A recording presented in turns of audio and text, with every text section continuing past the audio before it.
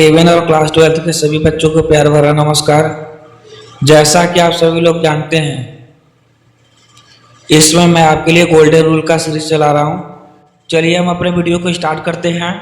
आज का हमारा गोल्डन रूल नंबर 33 है, प्रीपोजिशन के बाद सेम नाउन को रिपीट किया गया हो। तो दोनों नाउन प्रीपोजिशन के पहले तथा प्रीपोजिशन के बाद वाला जो नाउन होता है वह सिंगुलर होता है और उसके साथ जो है सिंगुलर वर्ब का प्रयोग किया जाता है। एग्जाम्पल के साथ हम समझ लेते हैं। पहला एग्जाम्पल है ship after ship is selling by. तो देखिए शिप हमारा क्या एक नाउन है, आफ्टर हमारा प्रीपोजिशन है और आफ्टर के बाद पहले नाउन को रिपीट किया गया है। तो हम सहायक क्रिया इज का प्रयोग करेंगे।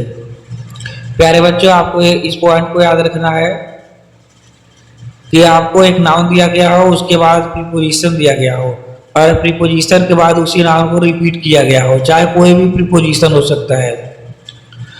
प्रीपोजिशन के पहले और प्रीपोजिशन के बाद यदि सेम नाउन है तो वह जो नाउन होगा सिंगुलर नंबर में प्रयोग किया जाएगा और उसके साथ आने वाला जो वर्ब होगा वो भी हमारा क्या होगा, सिंगुलर होगा। Ship after ship is selling by.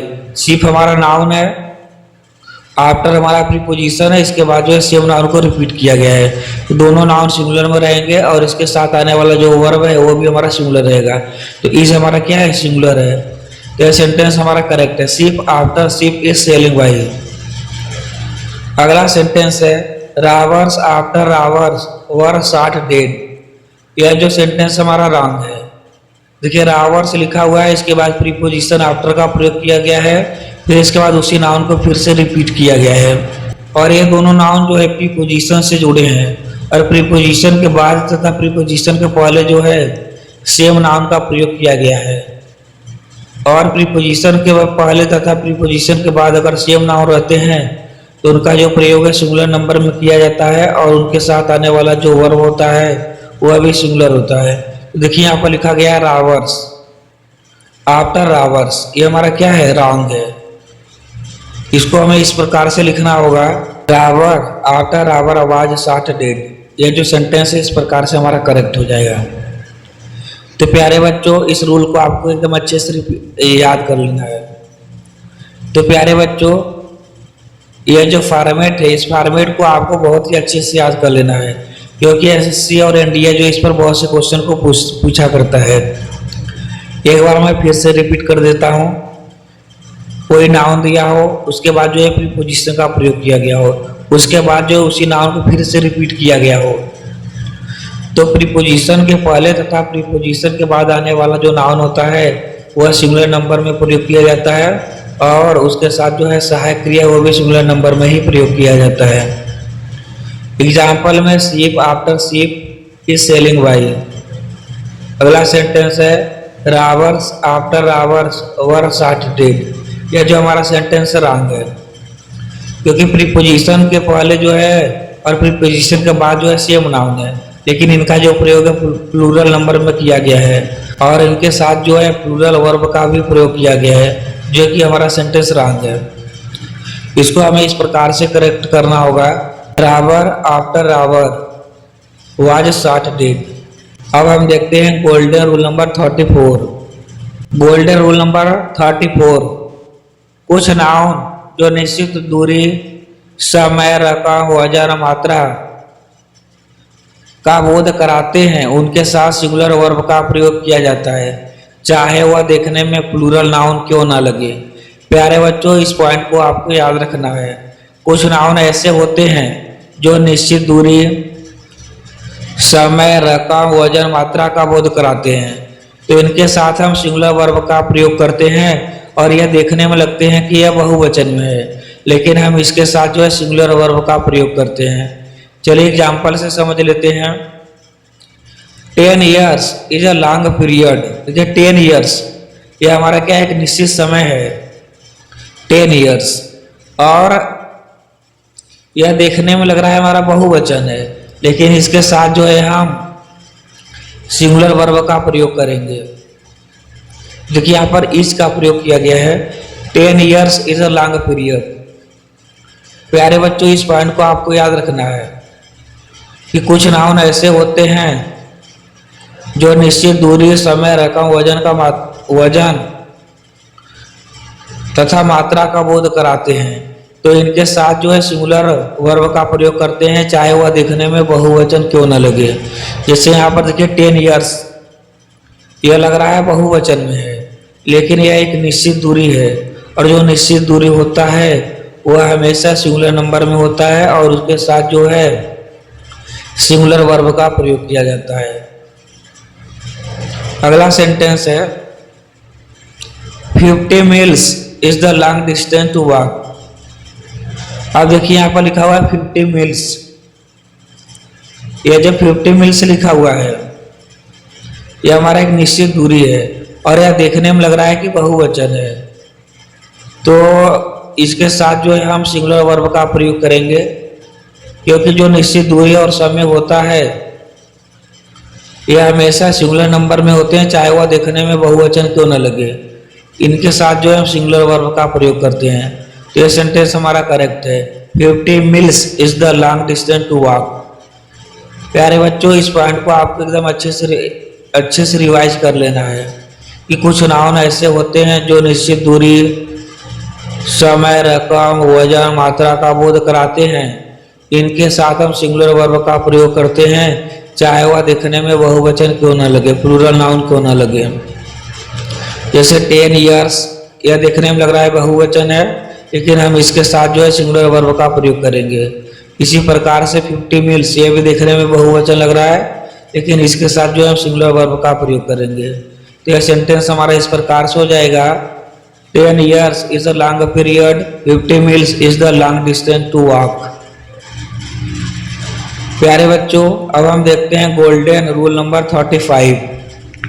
Golden rule number 35, यदि इस प्रकार के सेंटेंस में आगे चलकर कोई मेन वर्ब आ जाए तो इनके साथ जो है प्लूरल वर्ब का प्रयोग करते हैं। प्यारे बच्चों, यह जो गोल्डन रूल नंबर 34 है, इसमें बताया गया है कि कुछ निश्चित दूरी, समय, रकम, वजन, मात्रा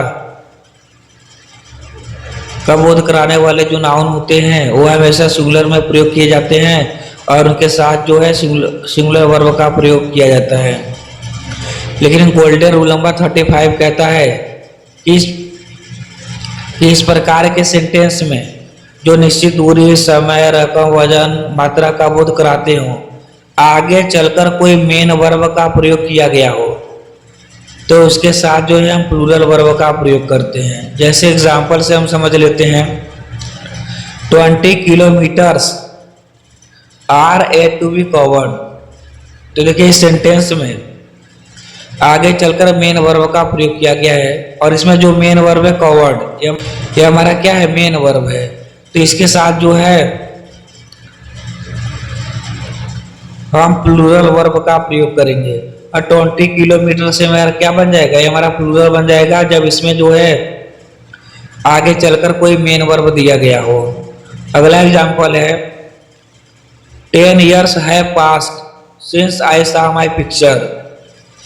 10 ईयर हमारा एक निश्चित दूरी है, लेकिन इसमें आगे चलकर मेन वर्ब का प्रयोग किया गया है, तो यह जो 10 ईयर से हमारा बहुवचन बन जाएगा, और इसके साथ जो है हम प्लूरल वर्ब का प्रयोग करेंगे। प्यारे बच्चों, यह है गोल्डन रूल नंबर 35 और गोल्डन रूल नंबर 34। एक बार मैं फिर से रिपीट कर देता हूँ गोल्डन रूल नंबर 34 तथा 35 को। कुछ नाउन ऐसे होते हैं जो निश्चित दूरी, समय, रकम, वजन, मात्रा का बोध कराते हैं। इनके साथ हम सिंगुलर वर्ब का प्रयोग करते हैं, चाहे वह देखने में बहुवचन क्यों न लगे।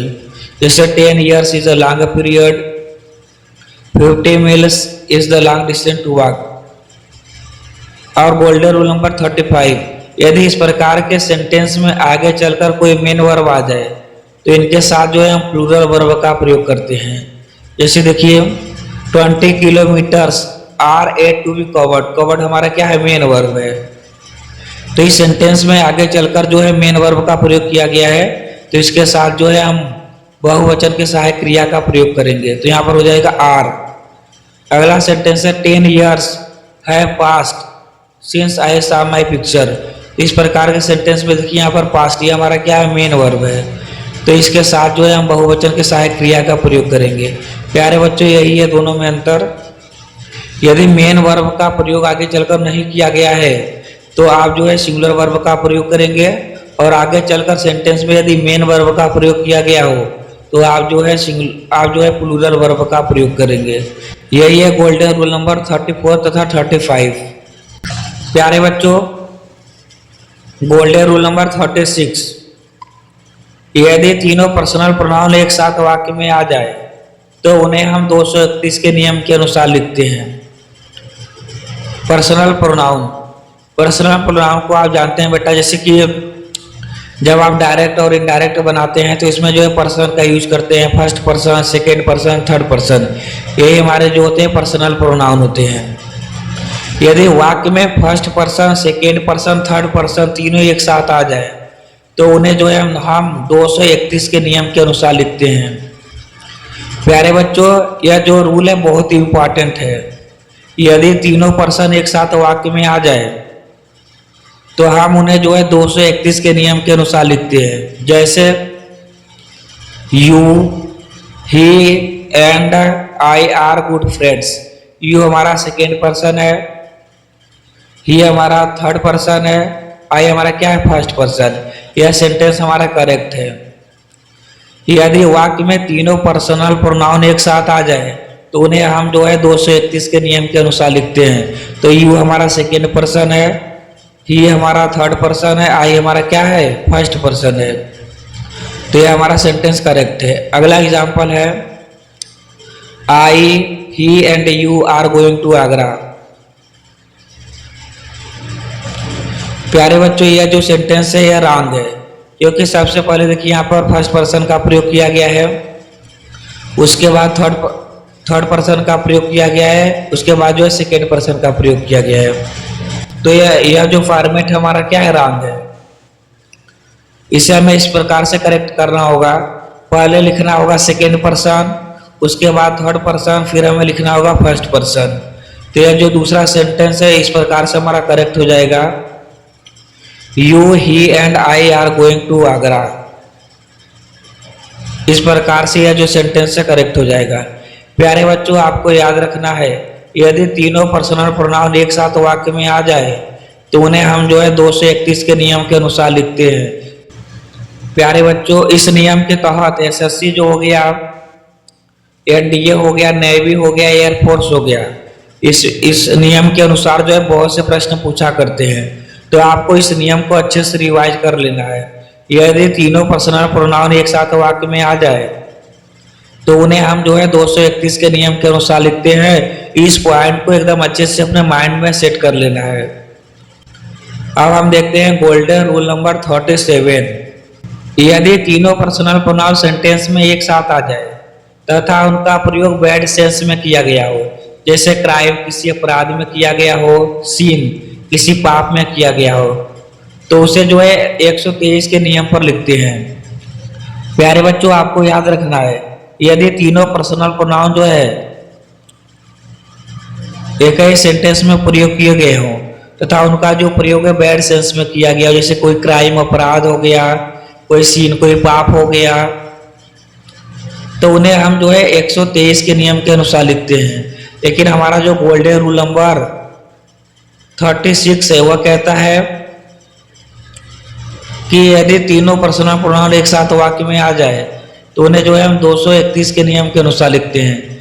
लेकिन हमारा जो गोल्डन रूल नंबर 37 है वह कहता है कि यदि तीनों पर्सनल प्रोनाउन सेंटेंस में एक साथ आ जाए लेकिन उनका जो प्रयोग है बैड सेंस में किया गया हो, जैसे कोई क्राइम हो गया, अपराध हो गया, कोई पाप हो गया, तो उन्हें हम जो है 123 के नियम पर लिखते हैं। यही है गोल्डन रूल नंबर 36 और 37 में अंतर।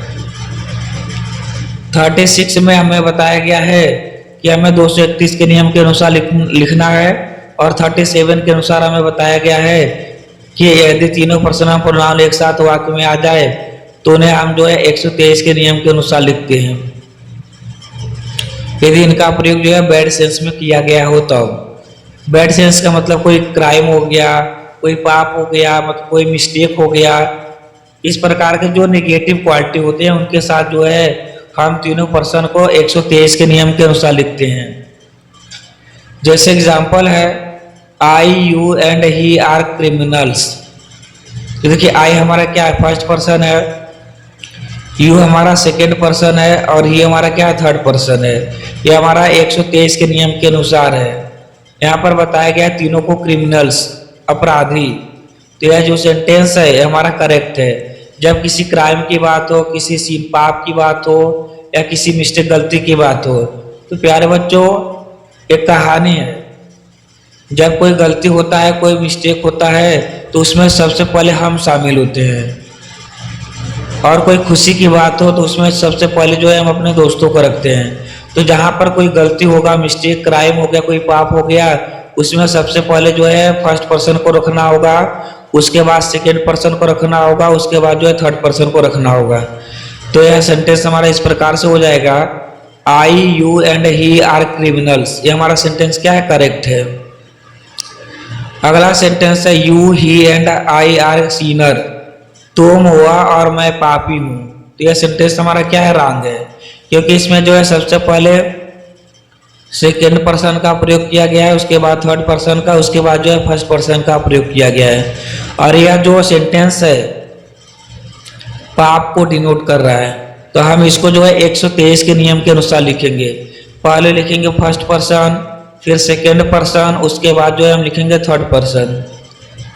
तो यह सेंटेंस हमारा इस प्रकार से हो जाएगा, I you and he are सीनर। मैं, तुम और वह क्या हूं, पापी हूं। तो यह सेंटेंस हमारा इस प्रकार से करेक्ट हो जाएगा।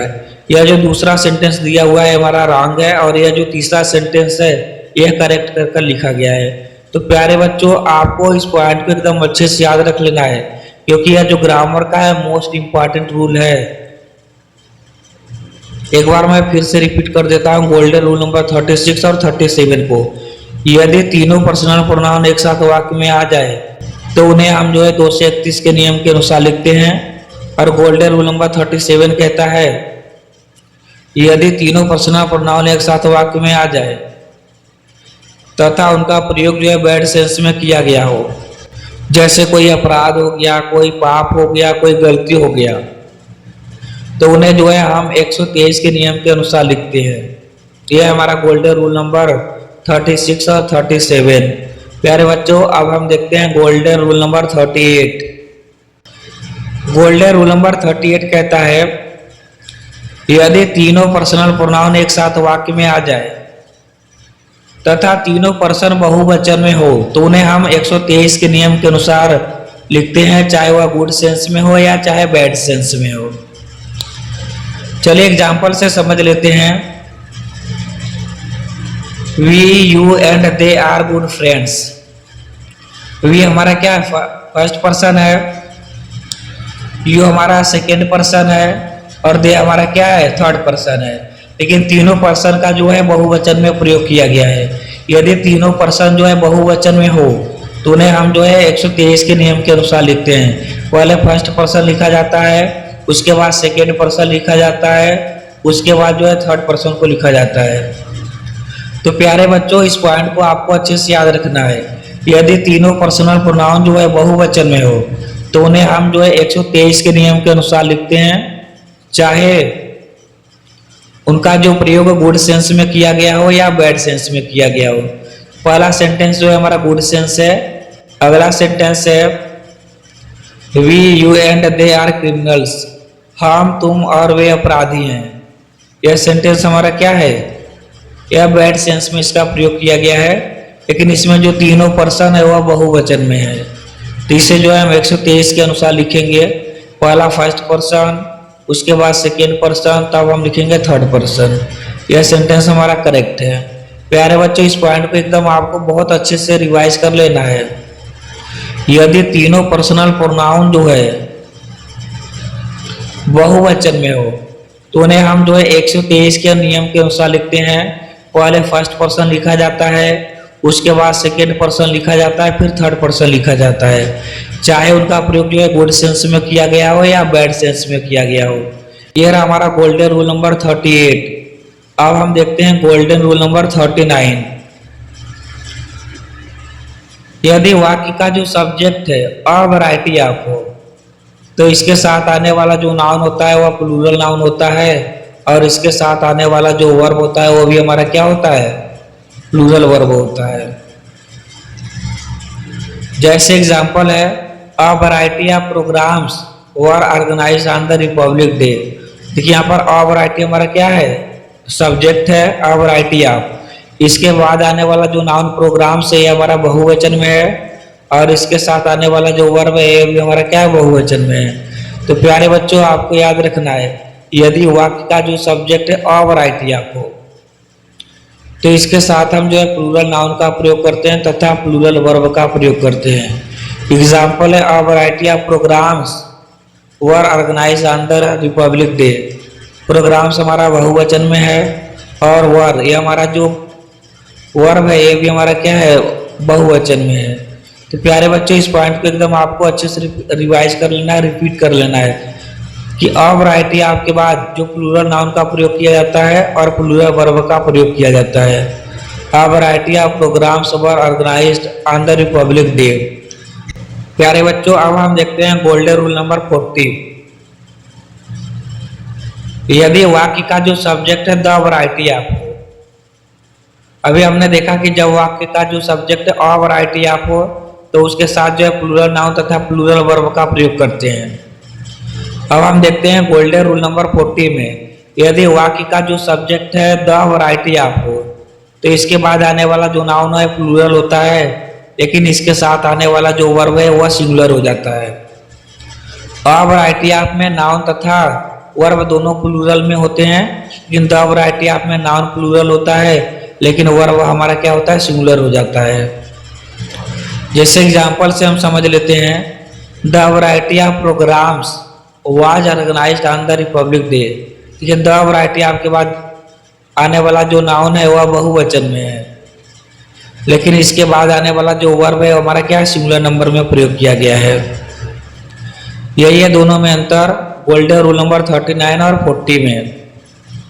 यदि वाक्य का जो सब्जेक्ट अ वैरायटी ऑफ हो तो उसके बाद आने वाला जो नाउन होगा वह प्लूरल होगा तथा उसके बाद आने वाला जो वर्ब होगा वो भी क्या होगा, प्लूरल होगा। यदि वाक्य का जो सब्जेक्ट है द वैरायटी ऑफ हो तो उसके बाद आने वाला जो नाउन है वो प्लूरल होगा, लेकिन इसके साथ आने वाला जो वर्ब होगा वो क्या होगा, सिंगुलर होगा। एग्जाम्पल के साथ हम समझ लेते हैं दोनों को। A variety of programmes were organised on the Republic Day. देखिए अ वैरायटी के बाद जो है बहुवचन के नाउन का प्रयोग किया गया है और इसके साथ जो है बहुवचन के सहायक क्रिया का प्रयोग किया गया है। The variety of programmes was organised on the Republic Day. The variety आपके बाद जो है प्लूरल नाउन का प्रयोग किया गया है, लेकिन इसके साथ जो है सिंगुलर वर्ब का प्रयोग किया गया है। प्यारे बच्चों इस पॉइंट को एकदम आपको अच्छे से रिवाइज कर लेना है। गोल्डन रूल नंबर 39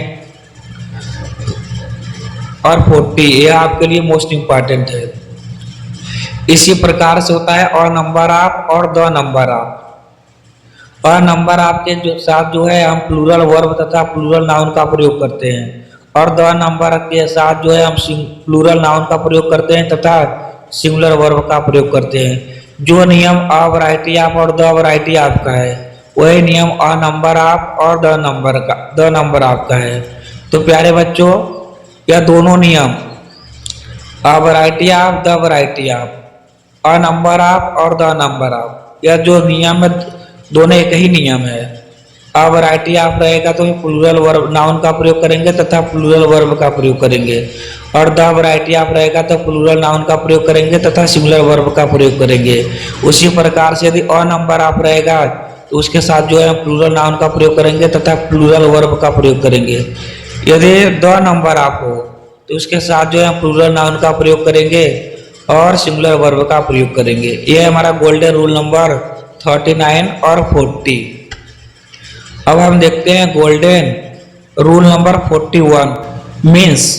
मीन्स का जो अर्थ होता है साधन भी होता है और इनकम भी होता है, लेकिन जब मीन्स का प्रयोग जो है साधन के अर्थ में किया जाए तो हम इसके साथ जो है सिंगुलर तथा प्लूरल वर्ब दोनों का प्रयोग कर सकते हैं। प्यारे बच्चों आपको याद रखना है मीन्स का जो प्रयोग है इनकम आय के अर्थ में किया जाता है और साधन के अर्थ में भी किया जाता है। लेकिन जब इसका प्रयोग जो है साधन के रूप में किया जाता है तो इसके साथ जो हम सिंगुलर तथा प्लूरल वर्ब दोनों का प्रयोग करते हैं।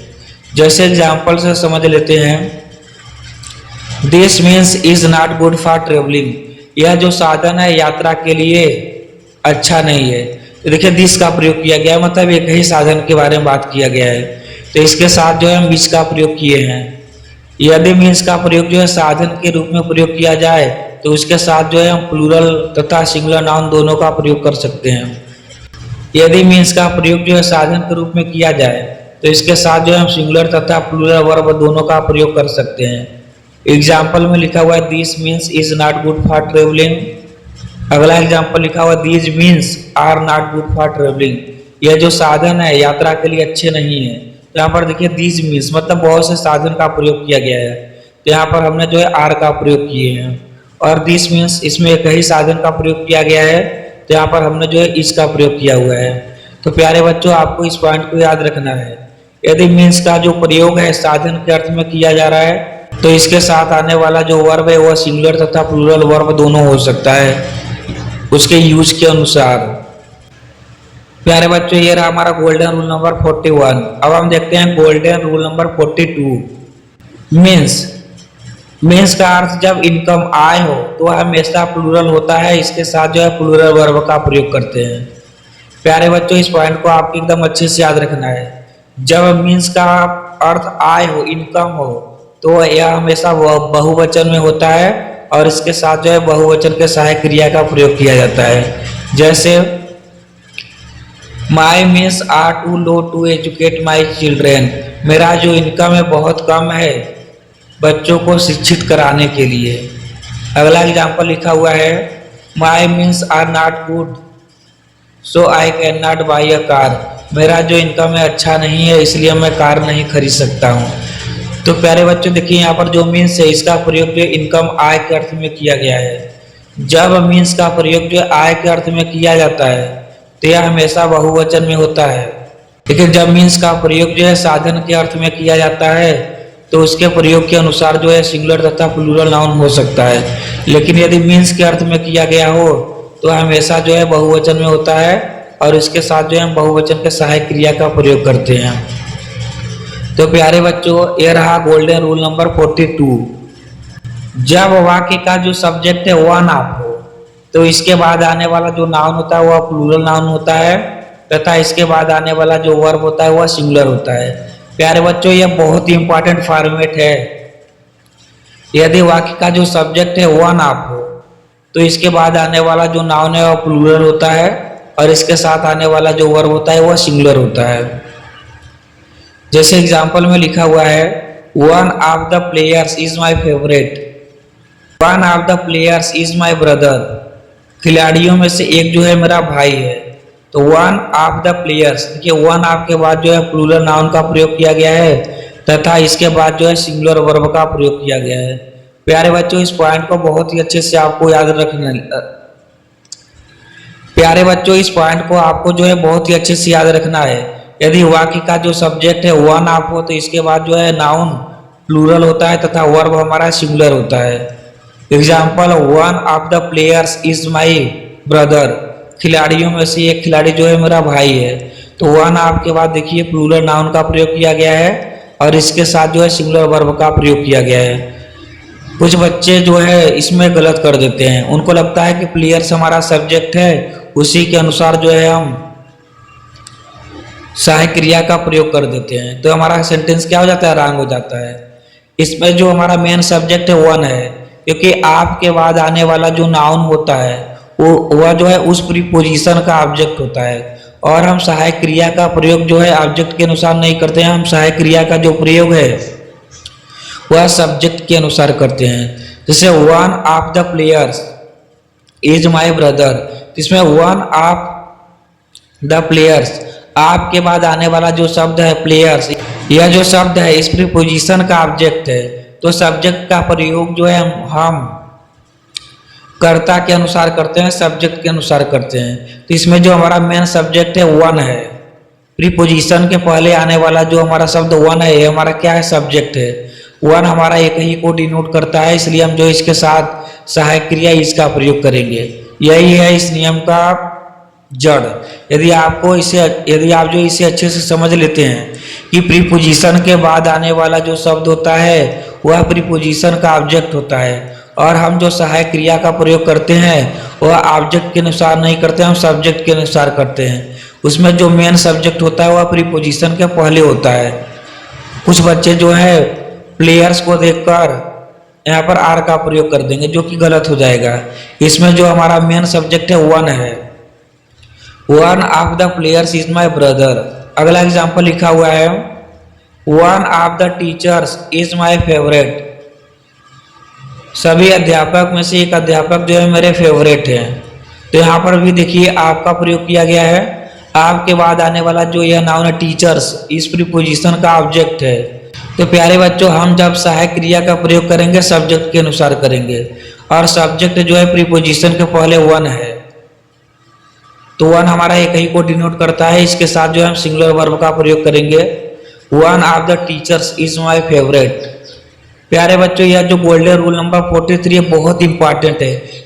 जहां कहीं भी आपको सब्जेक्ट के रूप में या कहीं पर भी आपको वन ऑफ दिया गया हो, तो आप जो इसके बाद प्लूरल नाउन का प्रयोग करेंगे तथा सिंगुलर वर्ब का प्रयोग करेंगे।